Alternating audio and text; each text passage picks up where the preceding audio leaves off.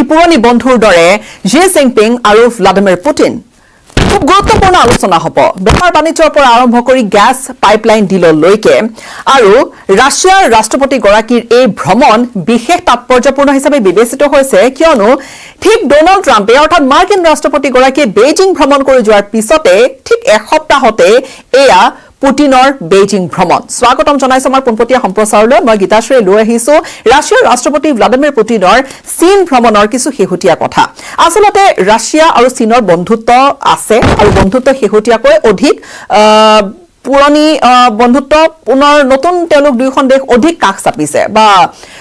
খুব খুব সম্পৰ্ক ভাল আৰু বিশেষকৈ 2022 চনত যেতিয়া ৰাছিয়াই ইউক্ৰেইনত আক্ৰমণ কৰিছিল আৰু তাৰ পিছৰে পৰা আমি দেখিছো যে ৰাছিয়াৰ ওপৰত বিভিন্ন ধৰণৰ প্ৰতিবন্ধকতা আৰোপ কৰা হৈছিল ঠিক তেতিয়াৰ পৰা বন্ধুত্ব যেন দুইখন দেশৰ মাজত সম্পৰ্ক যেন দুইখন দেশৰ মাজত চীন আৰু ৰাছিয়াৰ মাজত আৰু অধিক ভাল হৈ গৈ আছে আৰু শেহতীয়াকৈ বেপাৰ বাণিজ্যও খুব বেছি বাঢ়িছে 2024 অকনমান বেপাৰ বাণিজ্য দুইখন দেশৰ মাজত কমিছিল যদিও যদি বাইলেটাৰেল ট্ৰেডৰ কথা কোৱা যায় তেনেহলে এই 2026ৰ আৰম্ভণিৰ 4টা মাহতে পূৰ্বৰ বছৰটোৰ 4টা মাহৰ তুলনাত এইবাৰ বেপাৰ বাণিজ্য প্ৰায় 16% অধিক হৈছে অৰ্থাৎ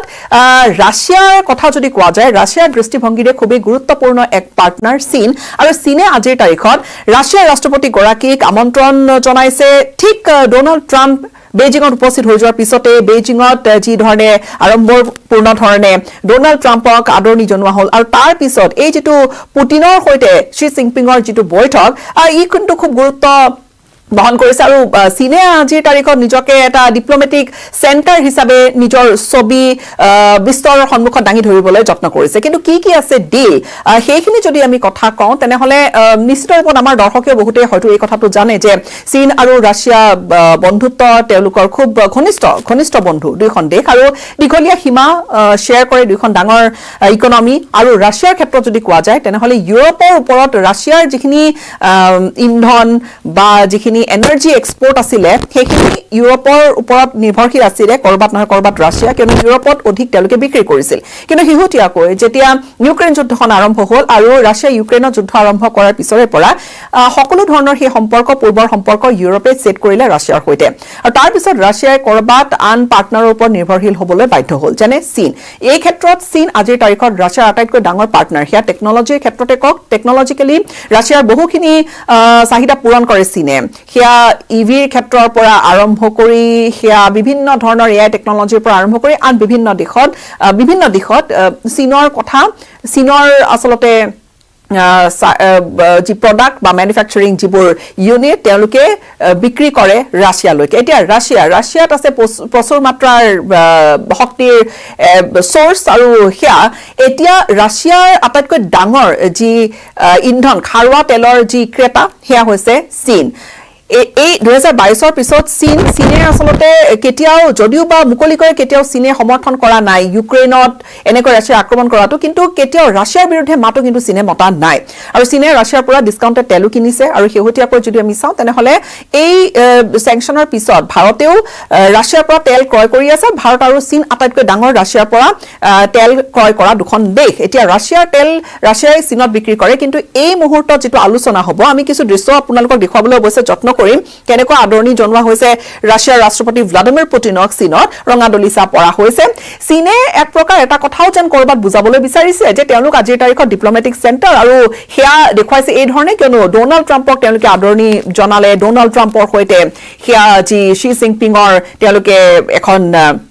গাৰ্ডেন এখন বাগিচা তেওঁলোকে খুজকাঢ়ি তেওঁলোকে কথা পাতিছে এই ধৰণৰ দৃশ্যবোৰ তেওঁলোকে বিশ্বক আগুৱাই দিছে বিশ্বক তেওঁলোকে দেখুৱাইছে কিন্তু সমান্তৰালকৈ কৰবাত যেন এটা সাটল বাৰ্তাও দিবলৈ বিচাৰিছে বুলি বহু ভূৰখাসকলে বহুতে তেনেকৈ মন্তব্য কৰিবলৈ বিচাৰে যে কৰবাত ডোনাল্ড ট্ৰাম্পক আদৰণি জনাইছে হয় চীনে হয়তো এনেকৈ ক'বলৈ বিচাৰিছে যে আমি সকলোৰে বাবে আমি দুৱাৰ মুকলি কৰি ৰাখিছো কিন্তু আমাৰ যি এক ঘনিষ্ঠ বন্ধু হিয়া হৈছে পুটিন কিয়নো পুটিনৰ এই যেটো আগমন আৰু পুটিনৰ সৈতে যিবোৰ দ্বিপাক্ষিক বৈঠক হ'ব সেইবোৰ খুব এটা পুৰণি বন্ধু সৈতে যি ধৰণে আলাপ আলোচনা কৰে সেই ধৰণৰ বৈঠক হ'ব বুলি কোৱা হৈছে কিন্তু এই 2022 চনৰ পৰা আটাইতকৈ যদি লাভত আছে তেনেহলে এই দুখন দেশৰ ভিতৰত কোনখন দেশ লাভত থকা বুলি যদি কয় বহুতে ক'বলৈ বিচাৰে যে চীনৰ অধিক লাভত আছে এই চীনৰ সুবিধা বেছি হৈছে ৰাছিয়াৰ যুদ্ধৰ পৰিপ্ৰেক্ষিতত ইউক্ৰেইন যুদ্ধৰ পৰিপ্ৰেক্ষিতত ৰাছিয়াৰ বহু স্যাংচনছ আৰোপ কৰা হৈছে প্ৰতিবন্ধকতা আছে আৰু যাৰ সম্পূৰ্ণ লাভ উঠাবলৈ সক্ষম হৈছে কিন্তু চীনে শেহতীয়াকৈ তেনেকুৱা বহু ডিল চীনে কৰিছে বিভিন্ন ধৰণৰ টেকনলজিৰ পৰা যি এআইৰ পৰা শক্তি খণ্ড বাইলেটাৰেল ট্ৰেড বেপাৰ বাণিজ্যৰ সকলোখিনি চীনে ৰাছিয়াৰ সৈতে পূৰ্বতে যেনেকৈ কৰি আছিলে আগৰ দৰে অব্যাহত ৰাখিছে অৰ্থাৎ চীনে এটা মেছেজো দি থৈছে যেন ৱেষ্টাৰ্ণ চেংচন বা পশ্চিমীয়া দেশসমূহে কি কয় সেয়া আমি বৰ বিশেষ কেয়াৰ নকৰোঁ ৰাছিয়া আমাৰ বন্ধু আৰু হয়ো ৰাছিয়াৰ সৈতে যি ধৰণৰ চীনৰ সম্পৰ্ক সীমামূৰীয়া কোনো ধৰণৰ তাত চীনে মূৰ ঘমাবলগীয়া কাৰণ নাথাকে ৰাছিয়াৰ সৈতে সৌহাৰ্দ্যপূৰ্ণই নহয় খুবেই ঘনিষ্ঠ বন্ধু দুইখন দেশ আৰু এতিয়া কথা হৈছে গেছ পাইপলাইনক লৈ গেছ পাইপলাইন এতিয়া এটা গেছ পাইপলাইন যি ৰাছিয়াৰ পৰা মংগোলিয়া হৈ চীনত সোমাব তেনেকুৱা গেছ পাইপলাইন প্ৰজেক্ট এটা কিছু প্ৰজেক্ট ঘোষণা কৰা হৈছে যদি সেই প্ৰজেক্ট আগবঢ়া নাই সেই প্ৰকল্পটো আগবঢ়া নাই আৰু ইয়াত চীনেও বৰ বেছি খৰখেদা কৰিবলৈ বিচৰা নাই কিয়নো চীনে জানে যে ৰাছিয়াক বেছি প্ৰয়োজন আছে তেনেকৈ বহুতে ক'বলৈ বিচাৰে আৰু সেইবাবে চীনে হয়তো সময় লৈছে আৰু চীনে সময় লোৱাৰ বাবে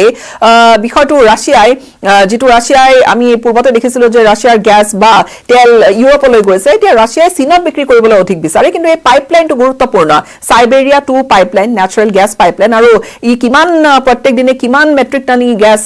প্ৰেৰণ কৰিব বা ই সৰবৰাহ কৰিব পাৰিব সেয়া আমি আপোনালোকক পৰ্যায়ক্ৰমে জনাম কিন্তু এই পাইপলাইন ৰাছিয়াৰ দৃষ্টিভংগীৰে খুবেই গুৰুত্বপূৰ্ণ আৰু কোৱা হৈছে যে এই চাহমেলৰ যিটো আয়োজন কৰা হৈছে যাতে দুয়োগৰাকী নেতা শ্বি জিনপিং আৰু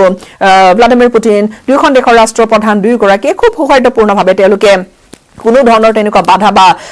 তেনেকুৱা কথা বতৰা নকৰাকৈ তেওঁলোকে মুকলিকৈ কথা পাতিব পাৰে আৰু এতিয়া যিবোৰ ট্ৰেড হৈ আছে সেয়া ডলাৰক আঁতৰাই হৈছে ৰুবেলত হৈছে বা ইউৱানত হৈছে আৰু সেইবোৰ কিন্তু খুব গুৰুত্বপূৰ্ণ সেয়াও এটা বাৰ্তা চীন আৰু ৰাছিয়াই মিলি পশ্চিমীয়া দেশসমূহক দিয়ে আহিছে এতিয়া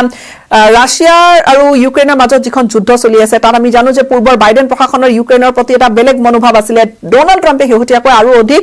যেন সম্পৰ্ক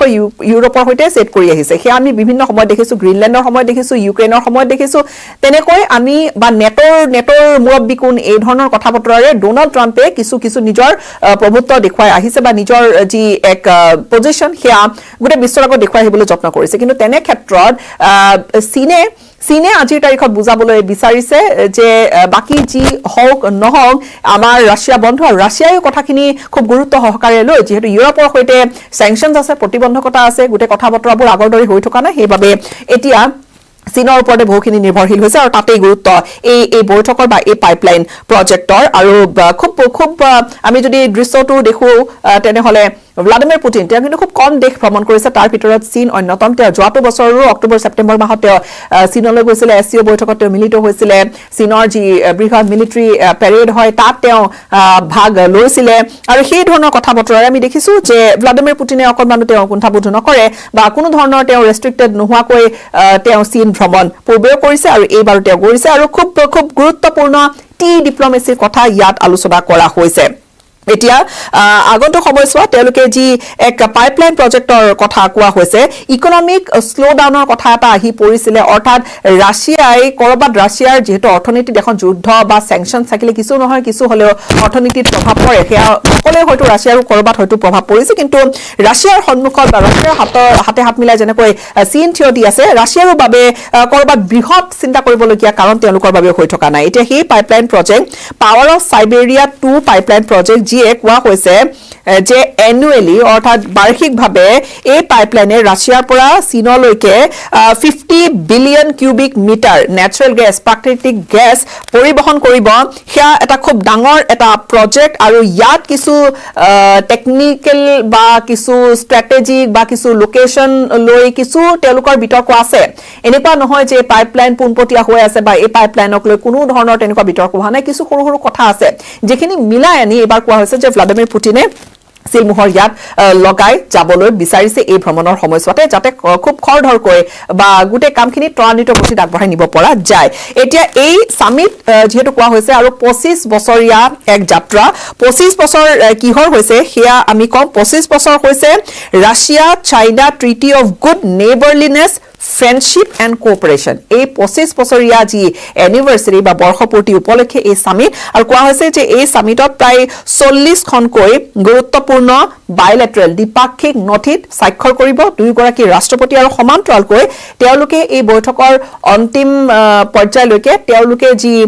জইণ্ট তেওঁলোকে ষ্টেটমেণ্ট দিব সেয়া প্ৰায় 47 পৃষ্ঠাৰ এক জইণ্ট ষ্টেটমেণ্ট দিয়াৰো অনুমান কৰা হৈছে আশা কৰা হৈছে এতিয়া স্পষ্ট বাৰ্তা চীনৰ কথাই কওক বা ৰাছিয়াৰ কথাই কওক যে পশ্চিমে যি কয় কওক, ডোনাল্ড ট্ৰাম্প আহি গ'লেও যাওক, কিন্তু ৰাছিয়া আৰু চীনৰ মাজত ঘনিষ্ঠ এটা সম্পৰ্ক আছে, বন্ধু, তেওঁলোক খুব ঘনিষ্ঠ বন্ধু, পূৰ্বৰে পৰা সেয়া বাহাল আছে আৰু শেহতীয়াকৈ এয়া আৰু অধিক মজবুত কৰিবলৈ লৈ গৈ আছে। এতিয়া ইৰাণৰ প্ৰসংগটো ইয়াত আনিবলৈ বিচাৰিম। ইৰাণৰো কিন্তু দুখন খুব ঘনিষ্ঠ যদি বন্ধু দেশৰ কথা কোৱা যায়, সেয়া এখন হৈছে চীন আৰু আনখন হৈছে কিন্তু ৰাছিয়া। আৰু সমান্তৰালকৈ ৰাছিয়াত এই যিখন যুদ্ধ ৰাছিয়া পোনপটীয়াকৈ জড়িত হৈ আছে ইউক্ৰেইন যুদ্ধখনত, তাত কিন্তু চীনে ৰাছিয়াক বিভিন্ন ধৰণেৰে তাত কিন্তু চীনে সহায় কৰি আহিছে। নিশ্চিত ৰূপত এটা দীঘলীয়া এক পৰিকল্পনাৰে ৰাছিয়াৰ ৰাষ্ট্ৰপতি আৰু চীনৰ ৰাষ্ট্ৰপতি শ্বি জিনপিং দুয়োগৰাকী আলোচনা কৰিব, আলোচনাত বহিব আৰু ইয়াৰ পিছত তেওঁলোকে ছিকিউৰিটিৰ পৰা আৰম্ভ কৰি এই যি তেওঁলোকৰ বেপাৰ বাণিজ্য দুয়োখন দেশৰ মাজত, টেকনলজি বা শক্তি খণ্ড, এনাৰ্জি কোঅপাৰেশ্যনৰ পৰা আৰম্ভ কৰি কেইবাটাও তেওঁলোকে গুৰুত্বপূৰ্ণ চুক্তিত উপনীত হ'ব আৰু বাৰ্তা এটা বিশ্বলৈ যাব। আৰু সেইবাবে হয়তো কোৱা হৈছে যে এই বৈঠকখনত কি আউটকাম হয়, এই বৈঠকত কি ধৰণৰ সিদ্ধান্ত লোৱা হয়, কি ধৰণৰ চুক্তি স্বাক্ষৰ কৰা হয়, এই বৈঠকখনৰ চুক্তি স্বাক্ষৰে কওক গোটেইখিনিৰ ওপৰত গোটেই বিশ্বৰ দৃষ্টি কিন্তু নিবদ্ধ হৈ থাকিব। এফালে চীনে নিজৰ গুৰুত্ব বঢ়াবলৈ বিচাৰিছে, ডিপ্ল'মেচিৰ চেণ্টাৰ হিচাপে নিজক দেখুৱাবলৈ বিচাৰিছে, ডোনাল্ড ট্ৰাম্প আহি গৈছে, ভ্লাডিমিৰ পুটিন আহি উপস্থিত হৈছেহি, আৰু এই দুয়োগৰাকী ৰাষ্ট্ৰপ্ৰধানৰ কথা যদি কোৱা যায় তেনেহ'লে দুখন ডাঙৰ, যদিও বা পৰস্পৰে পৰস্পৰৰ বিৰুদ্ধে বিভিন্ন সময়ত স্থিতি লৈ আহিছে, আজিৰ তাৰিখতো শত্ৰু বুলিয়ে কোৱা হয়, এফালে ৰাছিয়া এফালে আমেৰিকাই, দুয়োখন দেশৰ কিন্তু শীৰ্ষ নেতা দুয়োগৰাকীয়ে এসপ্তাহ অগা পিছাকৈ বেইজিঙত উপস্থিত হৈছে। শ্বি জিনপিঙে আদৰণি জনাইছে বা হোষ্ট কৰিছে দুয়োগৰাকীকে। সেইটোৱে কিন্তু চীনে সেই বিষয়টোৰে নিজৰ এখন ইমেজ এখন তৈয়াৰ কৰিবলৈ বিচাৰিছে। কিন্তু যি নহওক আজিৰ তাৰিখত আমি কথা পাতিব লাগিব ৰাছিয়া আৰু চীনৰ সম্পৰ্কৰ, আৰু এই সম্পৰ্ক তেওঁলোকে আৰু এধাপ আগুৱাই লৈ যাবলৈ এই সামিটৰ জৰিয়তে চেষ্টা কৰিছে। কি চুক্তি স্বাক্ষৰ কৰে বা কি হয়, যি ধৰণে কথা বতৰাবোৰ আগবাঢ়িব আমি আপোনালোকক পৰৱৰ্তী সময়ছোৱাত জনাই গৈ থাকিম। এই মুহূৰ্তত বিদায় ল'ম, নমস্কাৰ।